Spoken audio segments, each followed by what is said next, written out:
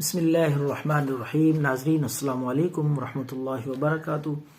ناظرین، بہت سارے لوگوں نے پوچھا ہے بالوں کو کالا کرنے کے لیے، جو بال سر کے یا داڑھی کے قبل از وقت سفید ہو جاتے ہیں، ان کو کالا کرنے کے لیے بہترین آزمودہ نسخہ ہے، اور اس سے اچھا نسخہ آپ کو بال کالے کرنے کے لیے نہیں ملے گا۔ اور ہر طرح کے آپ ہیئر کلرز وغیرہ، مہندی یا خضاب، جو بھی آپ بالوں کو کالا کرنے کے لیے استعمال کرتے ہیں، انشاءاللہ وہ جان چھوٹ جائے گی ہمیشہ کے لیے۔ یہ ایسا جادوئی کرشماتی آپ کو نسخہ دینے لگا ہوں، بالوں کو کالا قدرتی طور پہ۔ بال جو نئے اگیں گے انشاءاللہ وہ سیاہ اور کالے ہوں گے۔ قدرتی کالے بالوں کے لیے یہ حیرت انگیز نسخہ ہے۔ تو آپ نے السی کا تیل لینا ہے، السی کا تیل 200 گرام، اسی طریقے سے لیمبو 4 عدد لیمبو۔ پہلے یہ چیزیں نوٹ فرما لیں، لکھ لیں مقدار، تعداد اور وزن۔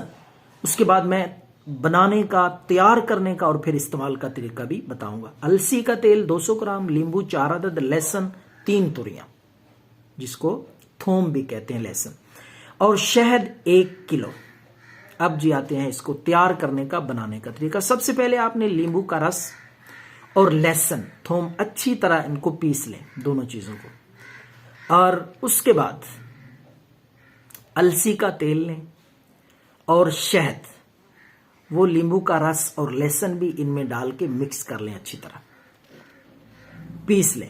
یہ ساری چیزیں یکجاں ہو جائیں، پھر ان کو تھوڑا سا گرم کر لیں، ہلکی آنچ پہ گرم کر کے اس کو پھر اتار کے ٹھنڈا کر کے کسی بوتل میں آپ محفوظ کر لیں۔